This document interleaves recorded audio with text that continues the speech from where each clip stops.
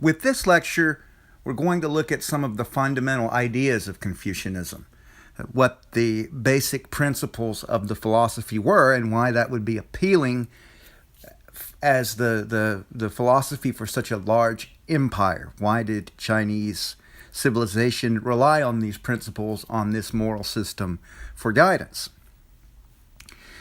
Okay, so if you look at this picture of a cat, this is from the 8th century. This is from the Tang Dynasty in the 8th century, over 1,000 years ago. You can see that the cat has white with a gray and black back. Its tail is gray and black. Its left foot is gray and black, and the portion on its head, gray and black with kind of an upside down V shape, separating the gray and black and white on its face. And the cat's also in kind of a playful position. And the reason for this is that the painter wanted to kind of capture the quintessential catness of a cat. You know, what is the perfect cat? Confucianism is always about ideals. It's all about idealism, trying to move towards perfection. And that's one reason that the legalists saw the Confucianists as naive idealists, as unrealistic. Well, let's fast forward and look at a picture of a cat from the 1920s. If you notice, this cat has similar markings. It's got the white body with the black on top of it, and you can see the upside down V shape on its head and the black coloration on its tail. And it also is in a position similar to that of the first cat. The reason for this is that this artist was basing his version of a cat off of that of his predecessor over 1,000 years earlier. And the reason I include these images is to illustrate a very key point, and that is that this is a civilization that is fundamentally conservative. It draws from the past rather than from kind of an idealized future. It's based on traditional principles passed down from generation to generation, and that is kind of the collected wisdom that the society is based on. And of course, this cat looks a lot like my cat, so I just included that for good measure. Confucius, in my opinion, the most brilliant person who ever lived, due to the fact that his philosophy has been more influential than perhaps any other philosophy in the history of the world. Christianity is perhaps more influential than Confucianism, the same with Islam, but these are religious traditions, not philosophies in the way that Confucianism is. Confucianism is a philosophy of government. It doesn't really deal with anything spiritual. Confucius argued that because we don't yet understand how to truly govern humans, we should not concern ourselves with spirits. Well, that's what he told his students.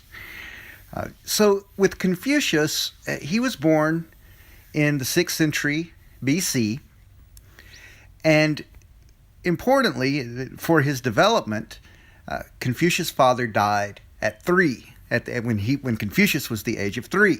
So Confucius was raised by a single mother, and this is something that would affect his development. Because the central thesis of Confucianism, as we stated earlier, is that a person's relationships, their moral self, develops out of family life, out of having rectitude, the proper social relationships. And Confucius came along in this period of great warfare and division in Chinese society, the Warring States period, and he wanted to bring peace and unity to society. Confucius' mother instilled in him a profound love of education. She obtained books for him, she obtained teachers for him, and this is something that he took and ran with, and would do so for his entire life. Confucius developed the idea of self-cultivation. We might call that self-improvement in modern American parlance. Self-cultivation is the idea that as you learn, as you become more accomplished, at the time of Confucius' life, this was particularly in the 6 arts: ritual, music, archery, charioteering, arithmetic, and calligraphy. As you improve in those 6 arts, you become a more moral person. Ritual, for example, praying to the ancestors, lighting incense, these all are done in a prescribed fashion, a very formal fashion that you have to learn, that you have to improve upon. With music, for example, learning the various instruments that were part of a civilized life. Confucius believed that music improved a human being's empathy for others, that it helped to kind of emotionally ground an individual. With archery, you learn precision, you learn concentration. With charioteering, you learn about the world around you as you move from place to place rapidly. With arithmetic, you learn logic, you learn reason, you become a more rational person as you deal with numbers, and this is one reason that we emphasize math so much in our educational system today, is because this is designed to teach logic. And with calligraphy, that's the art of writing in a beautiful form. And remember, these Chinese civilization uses characters rather than an alphabet. So each word has a particular character, and these could be produced very beautifully. And this was an art that Confucius insisted upon because it emphasized writing, and it emphasized a concern for aesthetics, a concern for visuals that he believed also shaped a person's development. Well, Confucius mastered all of these arts very early in his young adult life. He would eventually gather around 3,000 students who would follow him and later on reproduce his teachings. Confucius didn't actually gain great notoriety during his lifetime. Students pursued him. He became known as a very wise man, a very noble teacher, a very moral man. But in terms of gaining a position in government, he remained relatively humble. He first became a secretary keeping stables in the state of Lu, where he was born, one of the warring states. He would eventually become a magistrate and later on a minister of justice in Lu, working directly for the king of Lu.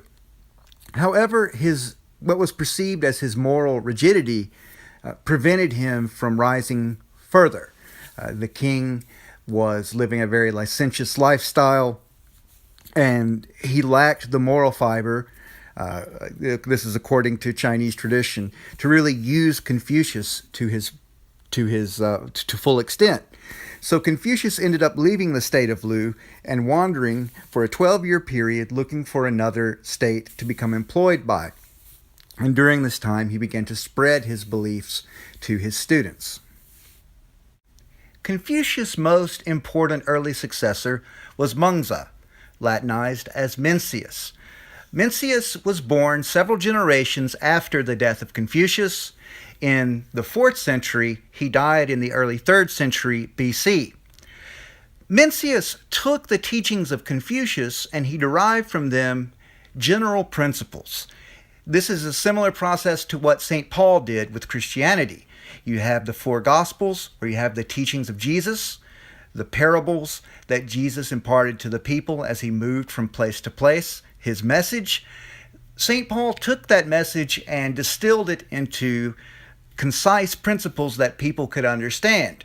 For example, he's sending his various epistles to the different churches so that they could understand ethics. They could understand what love is, various definitions of love in Greek. This was an example of Paul kind of deriving general principles out of the teachings of Jesus. Well, Mencius did this with Confucius. He took the various teachings and he derived from them general principles. The first and foremost of these principles was run, or humaneness. This idea of humaneness, it's very difficult to translate into English. It means being humane, being kind to others, but it also means being fully human. Remember, Confucius believed that humanity was perfectible, that human beings were born inherently good, and so what we have to do is we have to educate them to draw out that innate goodness. Well, Mencius also agreed with this. The ultimate goal was to develop humaneness, and there are four kind of pillars of humaneness. The first is education.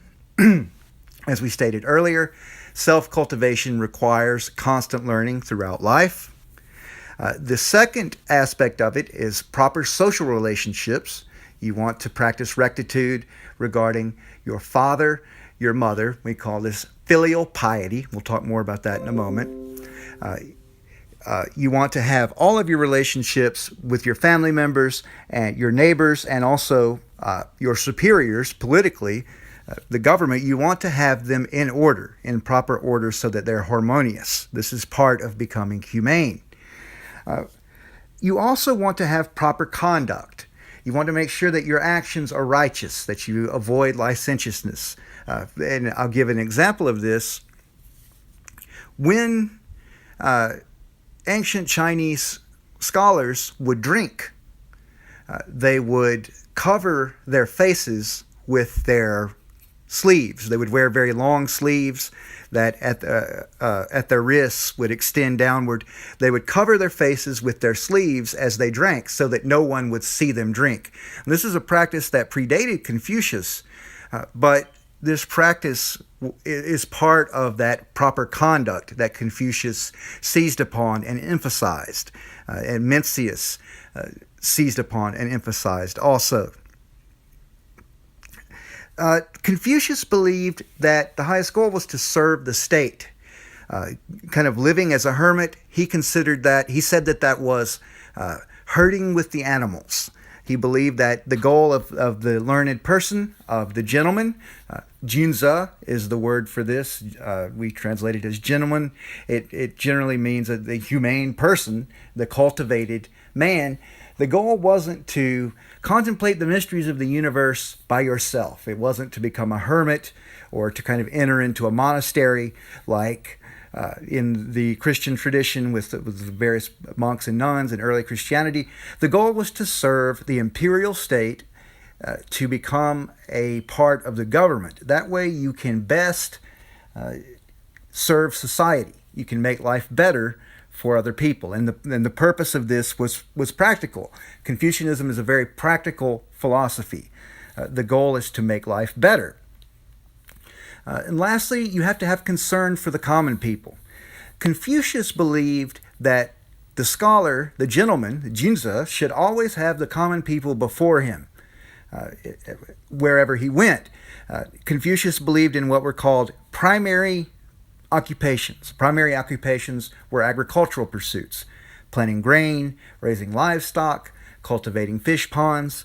He called these primary occupations because they were the primary purpose of society. Very, very early in Chinese history, the population was very large. Relative to the technology available at the time, it was always a struggle to feed the population. So Confucius believed that the state had an obligation to encourage primary pursuits at all times, that the state should push for a greater and greater agricultural base to feed the people. And Confucius argued that secondary occupations, like those of artisans, craftsmen, blacksmiths, carpenters, potters, that these secondary occupations were good, but they should always be subordinated to primary occupations, to growing food. Confucius considered merchants the bottom of the barrel. Merchants were considered parasites. They were a necessary evil. They took the goods produced by the artisans and they moved them from place to place, selling them at a profit, making themselves rich off the labor of others.